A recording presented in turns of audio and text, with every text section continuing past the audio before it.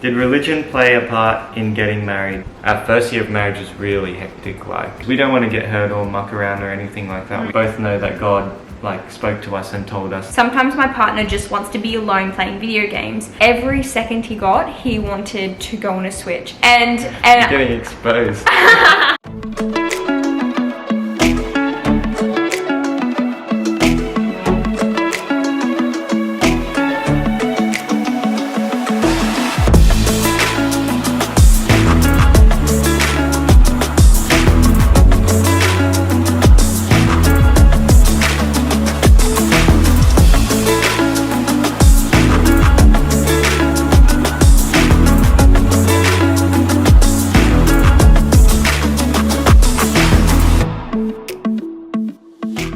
So we're doing another video, the same video that we did 2 videos ago. We had actually more questions that we didn't get to. I didn't see them.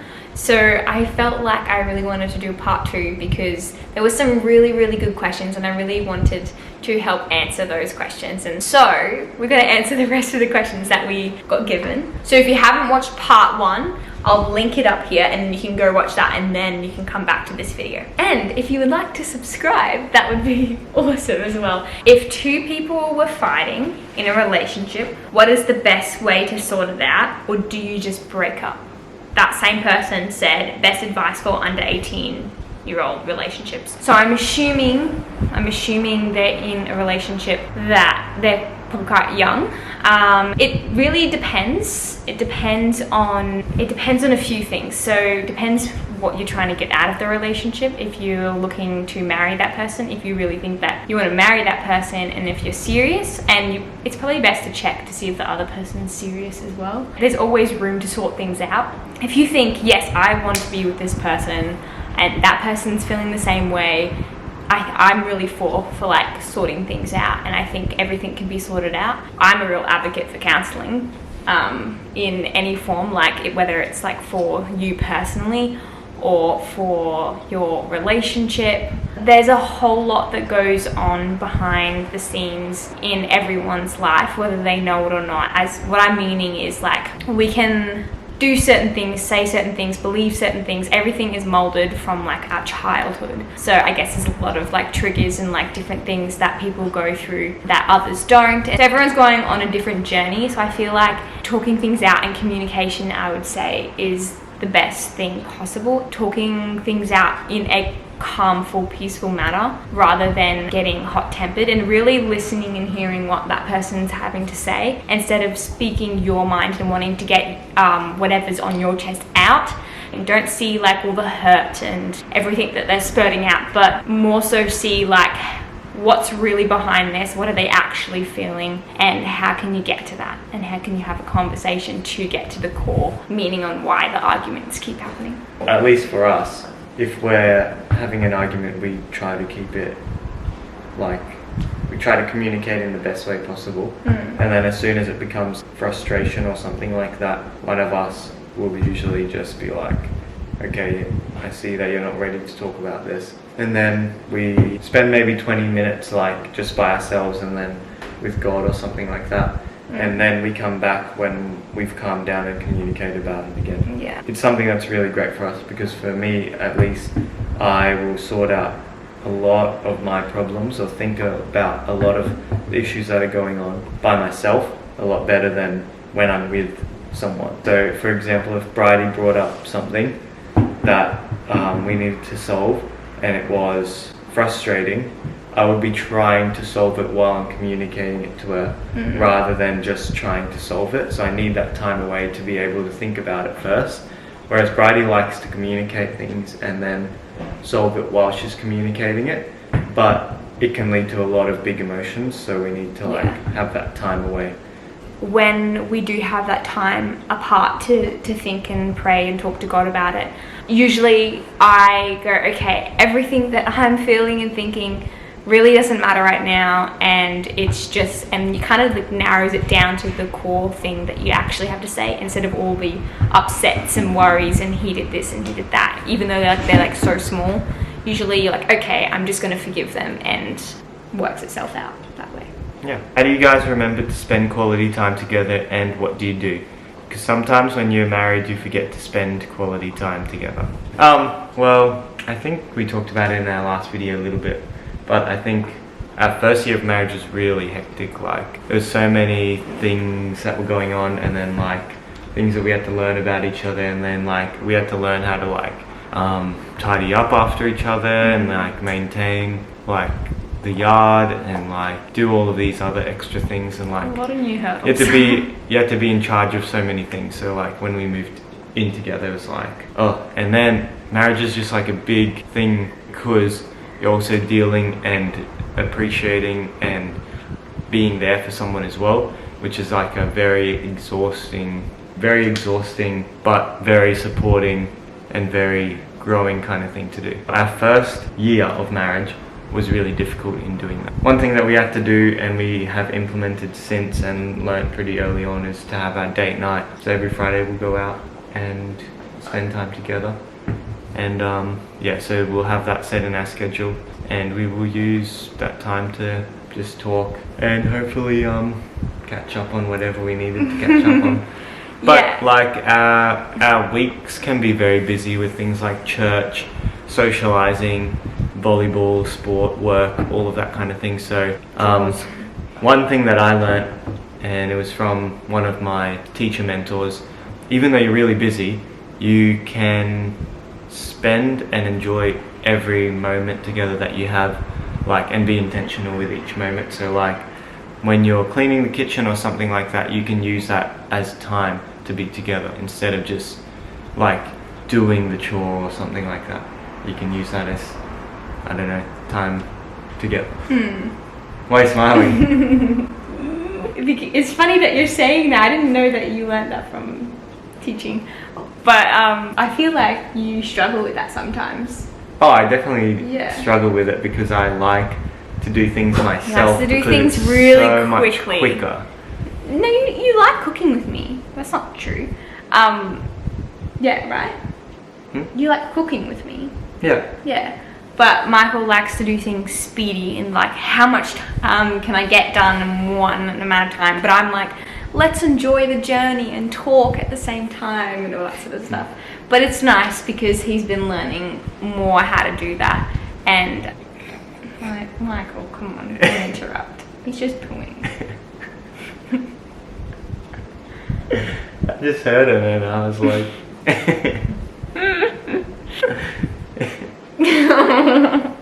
Good boy, Miles. Good boy, buddy. I don't know what I'm saying. Oh, don't wipe your butt on me. Anyways, next question. Something that we have done literally twice now, today and... Oh no, we've done it a few times. I'd say we've done this like 3 times just in the last 2 weeks or something like that. I have been actually looking up like conversation starters. So say if you really like quality time or if you like words of affirmation, this is really good for those love languages. So if you're out at dinner, instead of just eating your food and leaving, or even a car rides are really good for, especially for males. They love to be able to do something and talk at the same time, like looking forward. For some reason, car chats are really good for males, and they tend to open up more. So here's a tip: if you want to have a deep conversation with your spouse, your husband, your wife, whatever, you just look up deep conversation starters for couples, or for like, you can have different categories as well, and it's really, really good because we've used it a few times and it gets you even talking about stuff that you haven't talked about before. Michael and I have a lot of like deep conversations, but it like helps us to talk about even more things. And today we chose a different one. It was like conversation starters for kids, and so then they were just like funny, and so we were just laughing. But yeah, I think that's a really good tip if you want to get, especially the male side of your relationship, to talk more, or even if like whoever's like more quieter. Yeah. Have you enjoyed doing that? Yeah, I think makes your time more quality. It does. Because you're learning about your whatever word you want to use. And sometimes like if you have been married for a long time, you've talked about a lot of topics and you're like, well, and you kind of get just like lazy or you get comfortable, and I feel like it's really cool because it helps you to go out of your comfort zone and talk about new things and different things. There's heaps of stuff that we do though, like breakfast with me every morning and all that kind of stuff. Just little things to be mindful a about. big thing that we do is when we are having our time together, we don't really have our phones. Yeah, so that's a big one. Yeah, that's we true. don't use our phone when we go out for dinner. We don't I think really other use. people would. Definitely, you see them use it all the time at restaurants when they go out together. I feel like that's so rude. Yeah, we don't use our phones, so like even at dinner or at breakfast or anything like that. Yeah. Well, even when we're together, we don't go on our phones. Yeah. Unless both of us are like, I want to lay down, and we're like, I want to lay down, and then we just go on our phones or watch a video or something like that. Be mindful about how you can implement quality time in the mundane things. I'm not going to play with you, Miles, but you can join the video for a bit. Hey, buddy. You want to say hi? Look at the camera. Look. What's this? I think this is a really good one, and I think this is something that a lot of couples go through, and Michael and I have gone through as well. Whenever my partner is sad or upset, they like to be alone. I used to try to give them advice or just try to cheer them up, but I realized that I just make the situation worse or make them more upset. However, whenever I'm upset or sad, they can cheer me up in an instant. How do I accept that I can't cheer them up even though they can cheer me up? Should I just let them be alone whenever they're upset and never talk about the situation even after they feel better? I just worry that I can't make them feel happy. We've been together for a year and we seem so perfect for each other in every other way. I can really relate to that because Michael and I have gone through like a similar thing with the whole not really with the cheering up. You're really good at cheering me up. But what I'm saying is Michael and I, we have gone to like a couple of counselling sessions with my counsellor, and I've just asked him to come along, and they've been really good. I definitely suggest everyone to do counselling, no matter if you think you need it or not. It's really interesting because how like a male works. Like I was like, oh, like why does Michael not tell me how he feels? Why does he not want to talk about like things that worry him? I was really upset that I share so many feelings with him and that he's so like closed and doesn't want to share feelings. Also, I'm like, does he even have any problems? Like I don't know, because he doesn't like share them with me. And I was questioning this, and it's interesting because a lot of males, they actually process things like individually in their brain, so they could be processing something and I wouldn't even know. When some people have problems, and usually it's men, when they have a problem they like to go away, solve the problem and then come back. Yeah. And usually they come back thinking that they've solved the problem, but their wife or their partner, whoever it is, they don't realize or know that you're okay or that you've solved the problem. So they still are there thinking like, oh, they're still upset or anything like that. Even though in my example, like I might come back and be like, oh, I'm completely fine. Bridie could still be like, oh, are you sure? But you or didn't are you just communicate saying, with me. Yeah. Because for Bridie, she needs to communicate that. Like for her to be okay, she needs to like kind of process it and communicate it with me and tell me what's going on and talk me through it. Yeah. But for me, I feel like that sometimes does make it worse, and like communicating through it Depends on what it is though. If it's really small, then you prefer to not do that. Yeah. But also, what's something that like Michael is trying to do is, because obviously I've expressed that I would love him to communicate with me more so that I could help our marriage, that I know what's happening, and so that I can help him and feel connected with him. So he has been trying to like let me know how he feels about things, and that's just like something that he has to try and do. Yeah, he can still solve things in his brain and by himself like that if he wants to do that, but it would benefit me if he came back and communicated with me. Hey, I've been thinking about this, but I'm okay, and this is how I felt, this is how I feel now. And that's totally fine, because it's like he's worked it out himself but informing me, and then I'm like, okay, he's okay, I don't have to worry. But yeah, so don't be so hard on yourself. Males seem to have a different brain to females. We love to talk out our feelings. We love someone to comfort us and talk to us and listen to us. talk, but for some reason males like to do it in their own head, and that's okay, but maybe voice that you would like to hear after they've worked it out how he's going, or maybe they want to talk it out. You could ask them. So the same person that was asking the question about making them feel happy, comforting them and talking about emotions and all that sort of stuff, she also said, another question, my love language is physical affection and I feel like I can be too clingy. Sometimes my partner just wants to be alone playing video games. How do I control my emotions and not feel sad when they don't want to be cuddling and hugging me all the time? Because sometimes I'll take it personally and feel hurt. I just can't help it. There's a few things that I can probably see there that both of those questions probably combined as well. Maybe getting to know each other's love languages will help. I think first, like, that's a very common problem.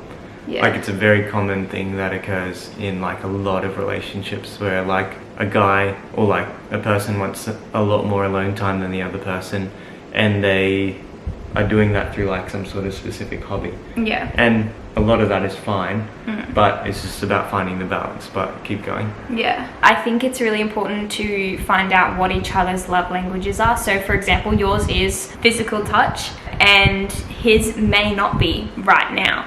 So his main love language might be something else, and working that out would be really, really helpful.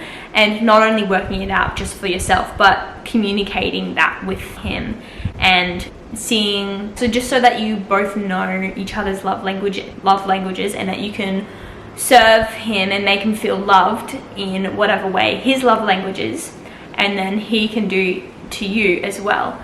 But obviously you seem to want more physical affection, hugs and all that sort of stuff, which I understand. If you have good communication with each other and you let each other know that that's what you desire, that he can work on that, and probably don't expect him to change straight away, just because it will get upsetting if you keep thinking, oh, now he knows and he's going to change suddenly. It's going to be a progress. A slow progress. But also with the whole like gaming thing and like having alone time and you're wanting to spend time with them, there was a period in our lives where there was a bit of miscommunication, and Michael was constantly, I think it was our first year of marriage, Michael was constantly wanting to go on his Switch. So he got this new Switch and he was playing this game, and we were away on a romantic holiday. Well, it was for a wedding in Tasmania, and he kept going on his Switch, and I was like, why does he keep going on his Switch? Why does he, like, every second he got, he wanted to go on a Switch and play a game? And I was like so upset, and I was like, we're here on a holiday and all you want to do is play on your Switch, and every second, yeah, we still like went out and did things, but I didn't think like bringing that was appropriate for us, and to go on it every second of every moment that he had free. I saw that like that's all he wanted to do, and that's what he was fixated on. And it was actually just a miscommunication between the two of us, that he was actually just needing some alone time, and he was miscommunicated in the fact that he thought that I needed quality time, like extensive, like never ending. He thought I needed like all this time in the world. Instead, I wanted quality time, not quantity time. But there was a miscommunication, and he thought, so she's in the toilet, I'm gonna play this game, like for, I don't know, do you remember that? I remember it. and You're getting exposed. Sorry, baby. Yeah, and then so we ended up talking about it, but first it was like kind of like a bit of an argument, and then we worked out why he was doing it. He was actually needing some time to think and needing some time by himself, and that was his way of having some time by himself. And I was like, you can do that, but don't pick it up every time I leave the room. Like, it makes me feel like you don't want to be with me. So it was good that we communicated that, and then he eventually worked on that, and he just like had his time, and then he had our time, and it got more split instead of him thinking that I need all the time in the world. Yeah. So this is the last question. Did religion play a part in getting married, since you're Christian, I think? Yep. Christianity played a massive part in our relationship, because essentially how we view our relationship is just different. So like, yeah, I guess in a way, like Bridie and I tried our best to follow what the Bible explains as a healthy relationship, and yeah, go through like our relationship according to how we believe God intended it for us. So that included like waiting until we got married to have sex. It included like waiting that 6-month period for not kissing and things like that, just That because was a personal decision though. yeah, it was a personal decision, but it was affected by our beliefs that like it's not wrong to kiss, but we just knew that the temptation would arise from that. And ultimately, like, just the way that we respect and look at each other was affected by by our beliefs, like showing kindness and love towards each other, seeking mentorship and advice from other people that have been in a long-lasting relationship. Although that's something that we wished we did earlier on, but we didn't really know anyone. I'm not sure. But that's what we did when we were engaged. Yeah. Yeah. Making sure that we had friends around us and Christian beliefs, so that we could be really like the same Christian beliefs as me, having the same Christian beliefs as Bridie, as well as our friends and things like that, but more importantly, like between each other, so that we knew that we were on the same page. If we didn't agree about anything, that we could go back to the Bible or go back to what we believe God says about relationships, and then like use it as our way to sort out any issues.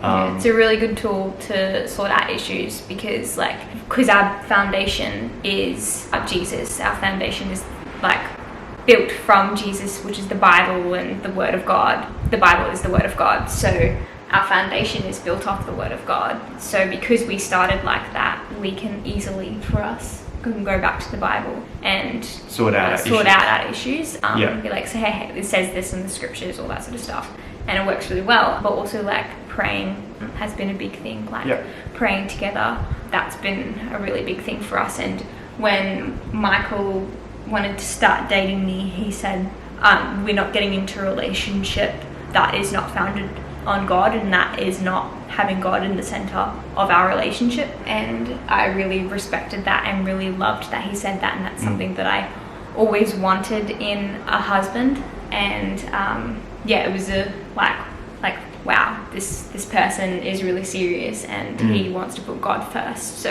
yeah, that's how we've like lived out our relationship, and we'll continue to. And doesn't mean we're perfect as well. Like we have flaws and we fail, but we just try the best we can. Yeah, from our first day of our relationship, we had decided that we were going to get married though. Yeah. Because like we had a year of being friends and a year of getting to know each other, so we learn each other's personalities, we learn each other's what we had to work on and all of those kind of things, and we've met each other's friends, families, and all of that kind of thing, so we were very close already.